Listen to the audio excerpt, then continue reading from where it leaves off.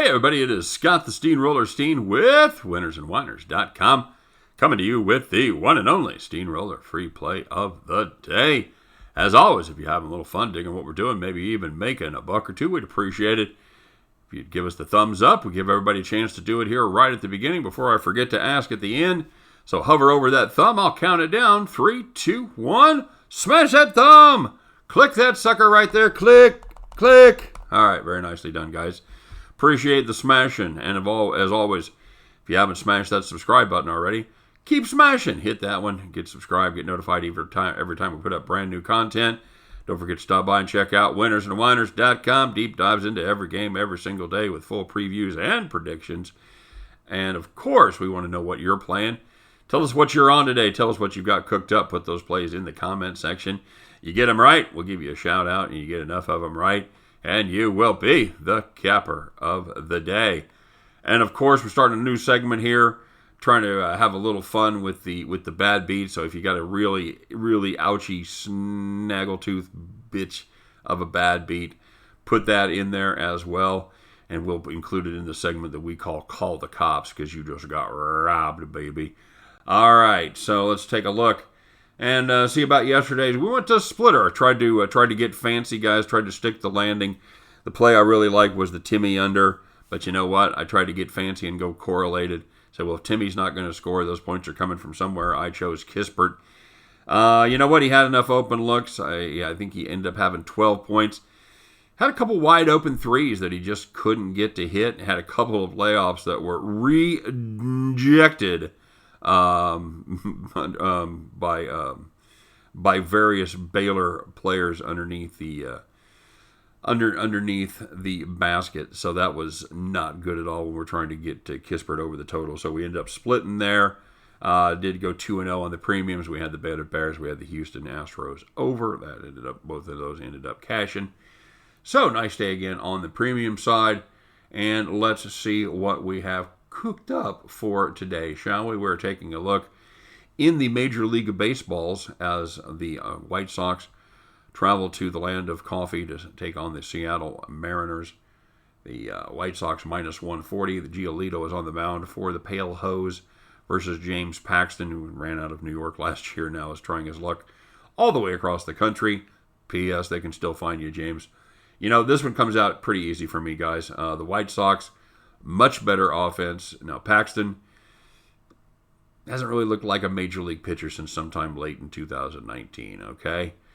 Speaking of 2019, that was the first season where Giolito really figured it out, and he became kind of a fourth, fifth guy in the rotation to a genuine top of the rotation starter, and has been very good for the last 2 seasons.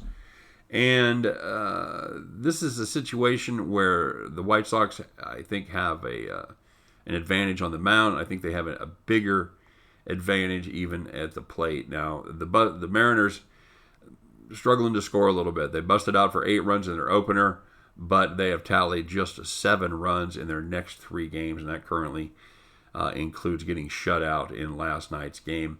White Sox, better team, better pitchers, better rotation, better bullpen, better pizza, better ingredients. Papa John. No, give me the White Sox right here at minus the 140. All right. And at the end of that one, you guys can join me as we pick up our winning tickets and head back to the window. All right, everybody. You know how I did. Let's see how y'all did. Elliott V went 1-0 plus 500. Had the Baylor Bears. Debbie Kunzman, good to hear from Debbie. She went 1-1. She got juiced. We counting money over here, yo.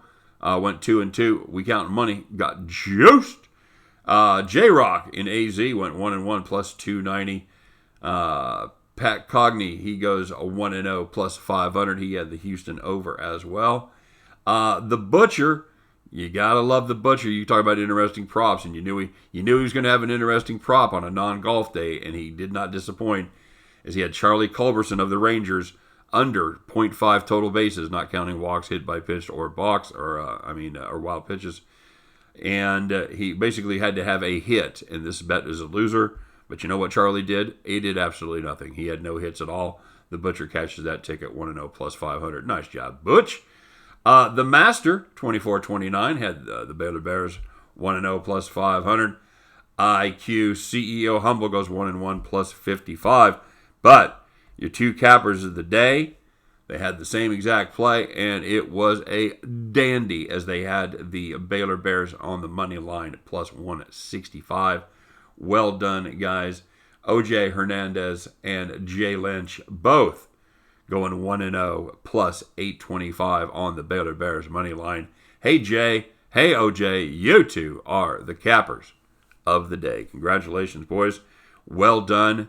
And, next beer's on you guys. Very, very well done. So, for the rest of you, congratulations on making a little money.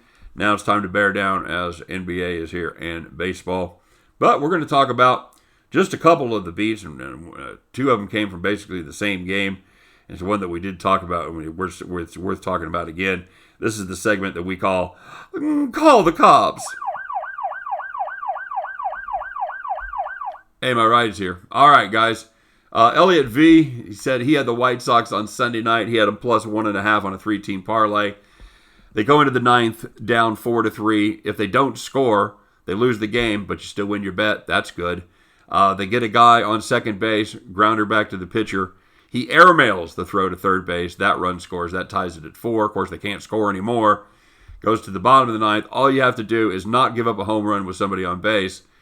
And, yeah, the White Sox said, hold my beer. And they walked off at they walked it off with a 3-run shot, and that killed the plus 1.5. So, not good. Not good at all. The White Sox just got two guys on base and then just jacked it. And it was the dude that had hit one earlier. So, yeah, nicely done. Everyday Dash, he took a beat on the White Sox the first half plus a half. Got it to 3-3 with 2 outs to go in the bottom of the fifth. And the White Sox took Cease out. Guy came in, gave up a solo shot, make it 4-3. Not good at all. Cease was actually pitching pretty well and should have let him get the last out there. And Pete Hess, this is probably going to be the worst one of all, Pete. He had 100 to win 2,500 plus 2,500 on the parlay. And it was 2 player props. It was Michael Porter Jr. and Aaron Gordon to total 45 points. They got to 44. Gordon steps to the free throw line late in the game. You need 2 free throws to put you over, 1 to push. You got neither one of those, Pete. Neither one of those at all. As Gordon clanged a pair, it stays at 44, and your 2,500 on 100 goes down the drain. Pete, seriously, it's time to call the cops, brother. All right, so that's a little fun. As a lot of you guys had those same beats as well, I know, because I'm familiar with how that works around here. So there you go. That's my other sound effect. Somebody's getting a little crazy on the sound effect. So you guys, appreciate you listening. Appreciate you tuning in, and let me know what you think of the new segment. Is it worth keeping or not? We do it on the radio show every day, and we kind of have a little fun with it. So for myself and for all of us over here at Winners and Winers, we do appreciate you watching. I wish you nothing but the best of luck. Hope every one of those tickets turns into cash money back at the window. All right? You guys have a great day. Let's go out there and make some cash, and we'll talk again tomorrow. All right? See you then.